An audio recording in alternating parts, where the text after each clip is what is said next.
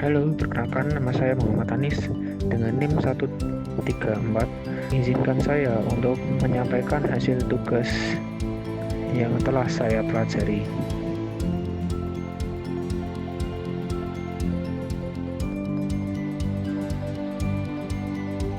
Definisi pemasaran adalah suatu proses dan manajerial yang membuat individu atau kelompok mendapatkan apa yang mereka butuhkan dan inginkan dengan menciptakan, menawarkan, dan mempertukarkan produk yang bernilai kepada pihak lain atau segala kegiatan yang menyangkut menyampaikan produk atau jasa mulai dari produsen sampai konsumen.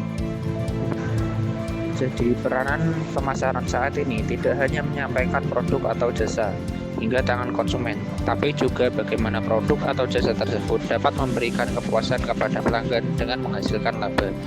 Sasaran dari pemasaran adalah menarik pelanggan baru dengan menjanjikan nilai superior, menetapkan harga yang menarik, mendistribusikan produk dengan mudah dan mempromosikan secara efektif, serta mempertahankan pelanggan yang sudah ada dengan tetap memegang prinsip kepuasan pelanggan.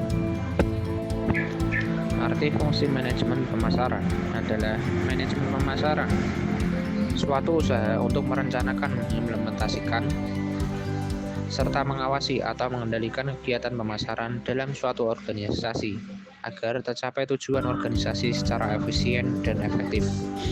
Di dalam fungsi manajemen pemasaran ada kegiatan menganalisis, yaitu dilakukan untuk mengetahui pasar dan lingkungan pemasarannya, sehingga dapat diperoleh seberapa besar peluang untuk merebut pasar dan seberapa besar ancaman yang harus dihadapi. Dalam fungsi manajemen pemasaran yaitu ada perencanaan pemasaran. Perencanaan pemasaran adalah penentuan segala sesuatu sebelum dilakukan kegiatan-kegiatan pemasaran meliputi tujuan, strategi, kebijaksanaan, serta taktik yang dijalankan. Yang kedua ada implementasi pemasaran. Implementasi pemasaran adalah proses yang mengubah strategi dan rencana pemasaran menjadi tindakan pemasaran untuk mencapai sasaran. Implementasi mencakup aktivitas sehari-hari dari bulan ke bulan yang secara efektif melaksanakan rencana pemasaran. Kegiatan ini dibutuhkan program tindakan yang menarik semua orang atau semua aktivitas. Selanjutnya ada pengendalian atau evaluasi kegiatan pemasaran, yaitu adalah usaha untuk memberikan petunjuk pada para pelaksana agar mereka selalu bertindak sesuai dengan rencana yang meliputi penentuan standar, pemeriksaan, perbandingan hasil dengan standar, dan kegiatan mengoreksi standar. Selanjutnya ada pengendalian atau evaluasi kegiatan pemasaran, yaitu adalah usaha untuk memberikan petunjuk pada para pelaksana agar mereka selalu bertindak sesuai dengan rencana yang meliputi penentuan standar, pemeriksaan, perbandingan hasil dengan standar, dan kegiatan mengoreksi standar. Yang selanjutnya ada audit pemasaran. Audit pemasaran adalah pemeriksaan lingkungan, sasaran, strategi, dan aktivitas perusahaan secara lengkap, sistematik, independen, dan periodik untuk menentukan bidang masalah dan peluang. Audit memberikan masukan yang baik untuk merencanakan tindakan perbaikan presentasi kerja pemasaran. Audit pemasaran mencakup seluruh bidang sasaran utama dari suatu bisnis, bukan terbatas pada beberapa masalah yang muncul.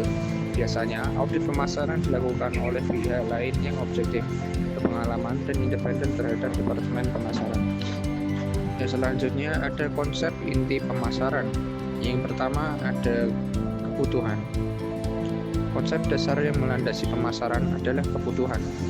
Kebutuhan manusia adalah pernyataan dari rasa kehilangan, dan manusia mempunyai banyak kebutuhan yang kompleks. Kebutuhan manusia yang kompleks tersebut karena bukan hanya fisik, makanan, pakaian, perumahan, dan lain-lain, tetapi juga rasa aman, aktualisasi diri, sosialisasi, penghargaan, dan kepemilikan. Semua kebutuhan berasal dari masyarakat atau konsumen. Bila tidak puas, konsumen akan mencari produk atau jasa yang dapat memuaskan kebutuhan tersebut.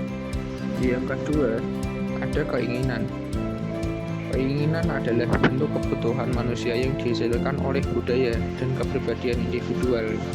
dinamakan keinginan. Keinginan digambarkan dalam bentuk objek yang akan memuaskan kebutuhan mereka, atau keinginan adalah hasrat akan penawaran kebutuhan yang spesifik. Yang ketiga ada permintaan.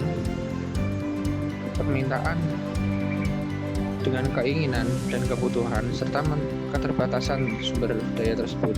Akhirnya manusia menciptakan permintaan akan produk atau jasa dengan manfaat yang paling memuaskan, sehingga muncullah istilah permintaan, yaitu keinginan manusia akan produk spesifik yang didukung oleh kemampuan dan ketersediaan untuk membelinya. Yang keempat ada produk. Produk sejalan dengan munculnya kebutuhan, keinginan, dan permintaan perusahaan berusaha keras untuk mempelajarinya. Mereka melakukan riset pemasaran, mengamati perilaku konsumen, menganalisis keluhan yang dialami konsumen, mencari jawaban produk atau jasa apa yang sedang disukai atau bahkan produk apa yang tidak disukai. Dengan kegiatan di atas, akhirnya perusahaan dapat menawarkan segala sesuatu kepada pasar untuk diperhatikan, untuk dimiliki atau dikonsumsi, sehingga konsumen dapat memuaskan kebutuhan sekaligus keinginannya. Sesuatu itu disebut produk. Produk tidak hanya mencakup objek fisik, tapi juga jasa, orang, tempat, organisasi, ataupun gagasan. Nilai bagi pelanggan adalah selisih antara nilai total yang dinikmati pelanggan karena memiliki serta menggunakan suatu produk dan biaya total yang menyertai produk tersebut. Nilai total antara lain nilai dari produk, jasa, personil pemasar, biaya waktu, biaya energi yang dikeluarkan, dan biaya psikis. Yang ketujuh ada mutu. Mutu adalah kepuasan pelanggan yang berkaitan dengan erat saat ini adalah dengan istilah Total Quality Management atau TQM. Itu program yang dirancang untuk memperbaiki mutu produk, jasa, dan proses pemasaran secara terus-menerus. Yang kedelapan ada pertukaran. Pertukaran adalah tindakan untuk memperoleh barang yang dikehendaki dari seseorang dengan menawarkan sesuatu sebagai imbalan. Yang kesembilan ada transaksi. Transaksi adalah perdagangan antar dua pihak yang paling sedikit melibatkan dua macam nilai, persetujuan mengenai kondisi, waktu, dan tempat. Yang ke-10 ada hubungan. Proses yang menciptakan, memelihara, dan meningkatkan hubungan erat yang semakin bernilai dengan pelanggan dan pihak-pihak yang berkepentingan yang lain. Dengan kata lain, hubungan adalah praktik membangun hubungan jangka panjang yang memuaskan dengan pihak-pihak dan pemasok penyalur guna mempertahankan bisnis jangka panjang mereka agar hubungan dapat tercipta dalam jangka panjang. Yang ke-11 ada jaringan.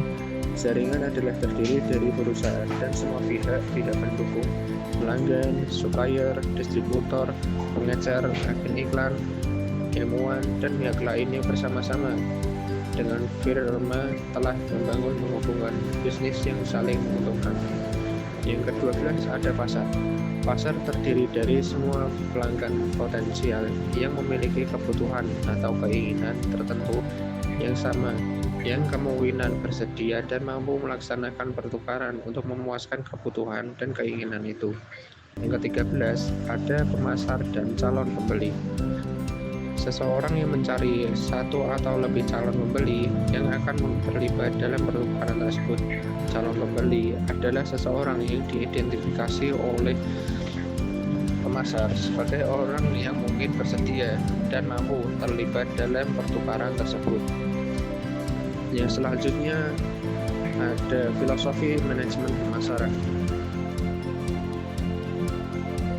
Ada falsafah yang sebaiknya digunakan sebagai pedoman usaha pemasaran ini untuk mencapai pertukaran yang didambakan dengan pasar sasaran. Pemberian bobot yang harus diberikan pada organisasi, pelanggan, dan masyarakat yang berkepentingan seringkali saling bertentangan, sehingga perlu adanya landasan dari aktivitas pemasaran organisasi tersebut. Nah, dalam filosofi manajemen pemasaran yang pertama ada konsep produksi. Konsep produksi adalah falsafah bahwa konsumen akan menyukai produk yang tersedia dan harganya terjangkau, serta manajemen harus berusaha keras untuk memperbaiki produksi dan efisiensi distribusi. Yang kedua ada konsep produk. Falsafah bahwa konsumen akan menyukai produk bermutu terbaik dan sifat paling inovatif, dan bahwa organisasi harus mencurahkan energi untuk terus-menerus melakukan perbaikan produk. Yang ketiga ada konsep penjualan. Falsafah bahwa konsumen tidak akan membeli produk organisasi dalam jumlah yang cukup kecuali organisasi mengadakan usaha penjualan dan promosi yang berskala besar. Konsep ini biasanya dilakukan pada barang yang tidak dicari, yaitu barang yang mungkin tidak terpikirkan untuk dibeli oleh konsumen.